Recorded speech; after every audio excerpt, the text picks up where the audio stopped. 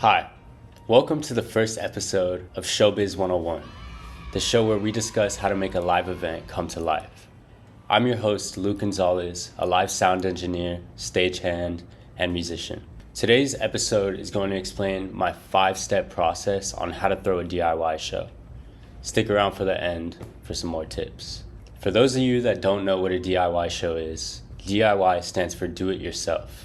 And DIY shows are usually put on with a very low budget. Get ready to put your production manager hat on because I'm about to tell you everything you need to know to make sure that your show goes smoothly. Step 1, location. Fuck, that's not the first step. Step 1, what kind of show are you even gonna throw? Is it a concert in a park, a house party with a DJ, a rave in a cave? You need to know exactly what kind of event you're gonna throw so that you know exactly what you need. Step 2, location. This goes hand in hand with step 1, but there's a load of other factors that you need to consider. For example, where would you be able to get away with throwing a show? How big does the space need to be? Do you have to pay to get there? Do you have to rent the space out? Do you have to worry about parking, complaints, or if you're gonna get kicked out? Is there electricity? If not, then how are you gonna get a generator? Who's gonna pay for it? Who's gonna drive to the gas station to refill it halfway through the show? Also, always make sure to consider the weather. You don't want the cave that you're having your rave in to flood right in the middle of it.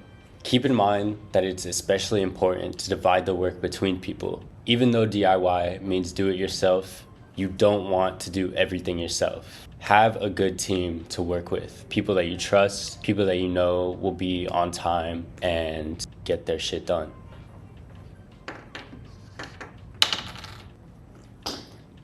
Once you find somewhere cheap, safe, and big enough to fit all of your friends, step 3, talent. This could include bands, DJs, solo artists, or anybody. There's so many artists and bands that you could probably ask anyone, and they're either in a band or they know someone who's in a band who's willing to perform. Pro tip, if you want to find the coolest artists, go do some scouting. Go to local shows, go to local venues, ask people, find out who you want to provide the entertainment for your event. If you're able to, try to pay your bands. Most small bands don't expect to get paid, but they really like to. Next, a very important step is that you need to create an informational group chat between you and the bands. You need to make sure everybody's bringing what they need, especially drums and amplifiers. Usually bands will work it out between themselves if they are sharing equipment just to make it easier overall, but bands don't like to communicate with each other, so you need to make sure or else you might end up with 3 drum sets or no drum sets. After booking bands, you need to figure out what you need to make the bands sound like bands.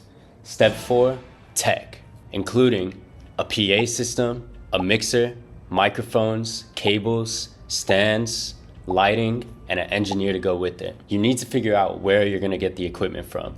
Do you have any? Does your friend's dad have some in his garage? If you need to rent some equipment, you could either go to an electronics store, a music store, or rent from a company that specializes in renting out equipment, such as SIR, Studio Instrument Rentals. One crucial, unforgettable tip is to figure out how you want things laid out. Get stage plots from the bands. This will tell you exactly what you need, such as how many microphones you need, how big of a space you need for the bands. It's very important. Lighting is also very important. A lot of people might assume that they can skip over it because who needs lights, right? Wrong. I've personally thrown a few DIY shows where we forgot to take lighting into account and had to use someone's car headlights for the rest of the night. Outside events are often going to run late, so you need to make sure that people can see what they're doing. Welcome to my least favorite step. Step 5, advertising.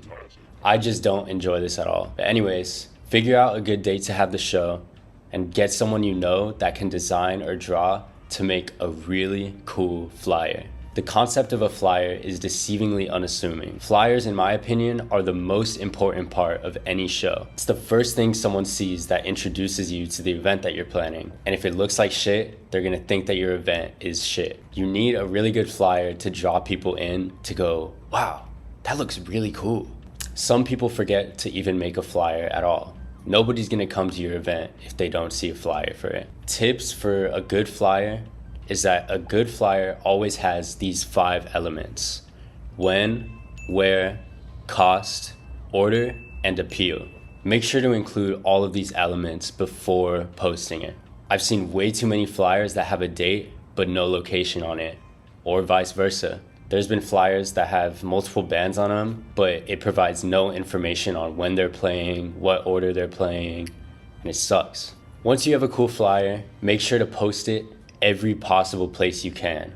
Social media, lampposts, walls, throw it in people's front yards, put it everywhere you possibly can. There's a lot of assholes who are gonna take down your flyers, so you need to compensate for that loss. There. The hardest part is over. Now, you wait for your day to come and your event to be successful.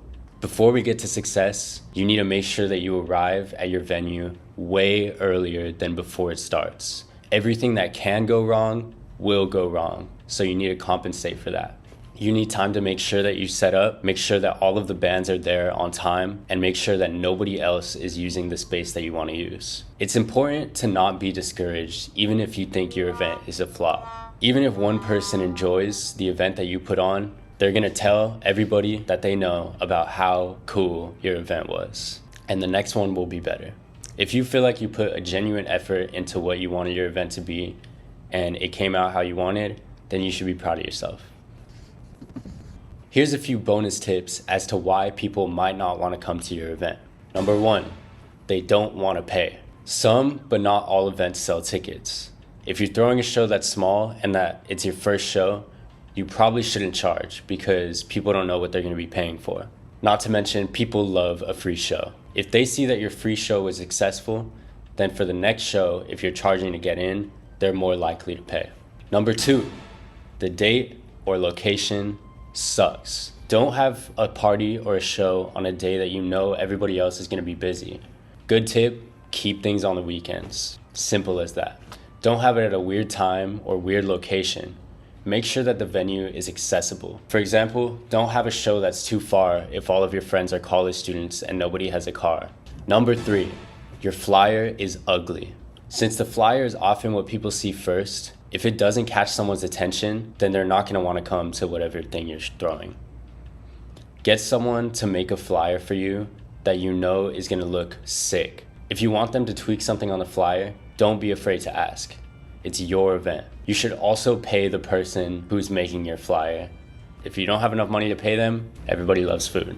That concludes this video. Thank you for watching Showbiz 101. I look forward to seeing you at your event.